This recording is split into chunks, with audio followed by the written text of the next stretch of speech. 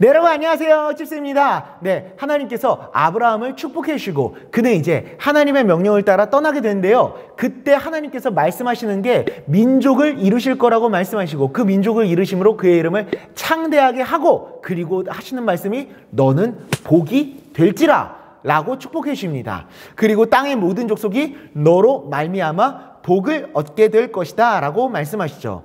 성경에서 말하는 복과 은혜라 함은 하나님의 축복을 말하는데요. 즉 아브라함을 통해 단순히 민족을 이루시는 것을 넘어서서 하나님은 아브라함과 그 후손들을 통해 이 땅에 하나님의 축복을 이어지게 할 거란 말씀이십니다. 하나님께서 우리들을 하나님의 사람으로 세우시고 복을 주시는 것은 단순히 우리만 복을 받고 잘 살게 하기 위함이 아닙니다. 우리를 통해서 그 복이 다른 사람들에게 흘러가기를 원하시는 겁니다.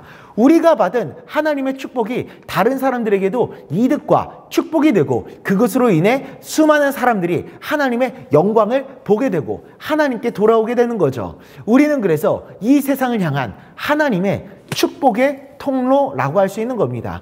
우리가 세상과 하나님의 다리 사이가 되어줘서 사람들에게 하나님의 축복을 나누어주고 우리를 통해 많은 사람들이 하나님의 축복을 받게 되는 겁니다.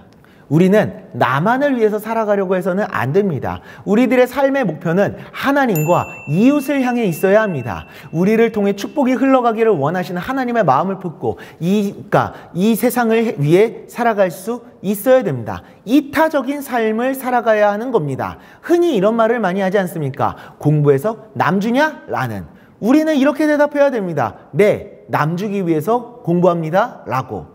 내가 열심히 공부해서 직업을 갖고 사회인으로 살아가고자 하는 이유와 목적이 바로 다른 사람들에게 선한 영향력을 끼치기 위함이 되어야 하는 겁니다. 어떤 일을 하게 되든지 사회와 자연을 파괴하고 다른 사람들에게 피해를 주는 것이 아니라 그 사람들을 살리고자 하는 직업의식과 소명을 가지고 우리는 살아가야 합니다. 그게 바로 하나님께서 우리에게 원하시는 삶, 복이 되는 삶입니다.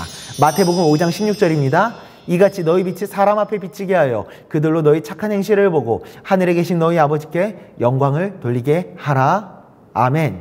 나를 위해서 살아가는 것이 아니라 하나님을 사랑하고 내 이웃들과 세상 사람들을 사랑하여서 그 사람들에게 복을 끼치는 복으로서의 삶을 살아가는 우리 모두가 될 수 있기를 간절히 소망합니다. 기도하겠습니다. 하나님 아버지, 우리들은 복이 되어야 하는 사람, 복을 받는 것을 넘어서서 복이 되어야 하는 사람인 줄 믿습니다. 하나님 아버지, 나를 위해 살아가는 것이 아니라 하나님을 사랑하고 내 이웃을 사랑하여 이웃에게, 세상에게 선한 영향력을 끼치는 삶을 살아가겠습니다. 주님, 나를 통하여 일하여 주시고 이 세상 가운데 하나님의 사랑과 선을 이루어 나가 주시옵소서.